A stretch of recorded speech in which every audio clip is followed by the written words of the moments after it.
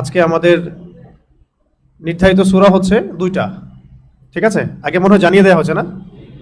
আজকে আমাদের নির্ধারিত সূরা হচ্ছে দুইটা, একটা হলো সূরাতুল ফালাক, একটা হলো সূরাতুন নাস। আচ্ছা, আমরা এদিকে আসছি ইনশাআল্লাহ। তো ভূমিকায় কিছু কথা জানা দরকার, এই জন্য বলছি আর কি।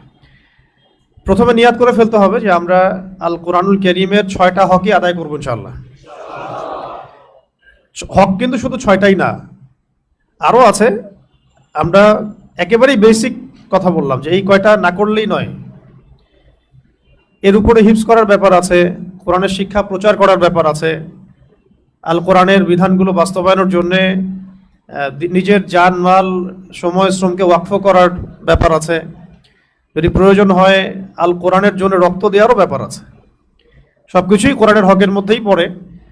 আগে অন্তত তিলাওয়াতটুকু শুরু করুন, এর ভাষাটা বোঝার চেষ্টা করুন, কিছু অংশ হিফজ করুন এবং অর্থটা অনুধাবনের চেষ্টা করুন, তাফসিরগুলো পড়ার চেষ্টা করুন। আস্তে আস্তে আমরা ইনশাআল্লাহ আমাদের কাঙ্ক্ষিত লক্ষ্যের দিকে যাবো ইনশাআল্লাহ।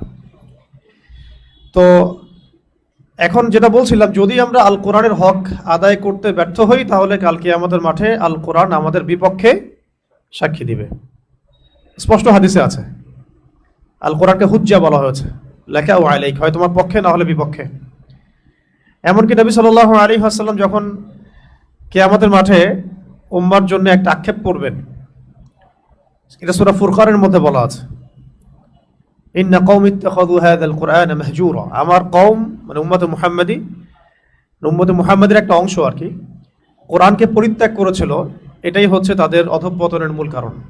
এইভাবে আমাদের নবী মুহাম্মদ সাল্লাল্লাহু আলাইহি ওয়াসাল্লাম কিয়ামতের মাঠে আক্ষেপ করবেন, আল্লাহ পাকের কাছে এটাকে তার পক্ষ থেকে স্টেটমেন্ট প্রদান করবেন, এটা হয়েছিল তাদের সাথে।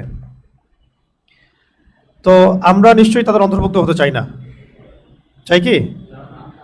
তাহলে এখন যে যে পেশায় থাকেন বা যে ক্লাসে পড়াশোনা করেন, যদি ব্যবসায়ী হন বা সরকারি চাকরিজীবী হন, যেখানেই থাকেন আপনার নিজের তাগাদায় আল কোরআনকে শিখতে হবে।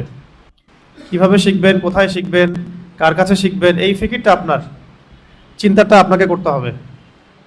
আমরা পরামর্শ দিব ওলামায়ে কেরামদের কাছে শিখতে, যাদের কাছে কোরআনের গভীর জ্ঞান আছে তাদের কাছে শিখতে। কিন্তু বেসিক জ্ঞানগুলো আপনি আপনার এলাকাতেও শিখতে পারেন, মক্তবে শিখতে পারেন, মাদ্রাসায় গিয়ে শিখতে পারেন, মসজিদেও শিখতে পারেন, অনলাইনেও শিখতে পারেন।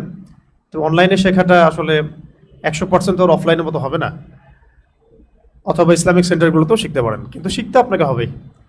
ঠিক যেভাবে আপনি রিজিকের পিছনে ছুটছেন, এইভাবে কোরআন শেখার পিছনেও ছুটতে হবে। যেভাবে আমি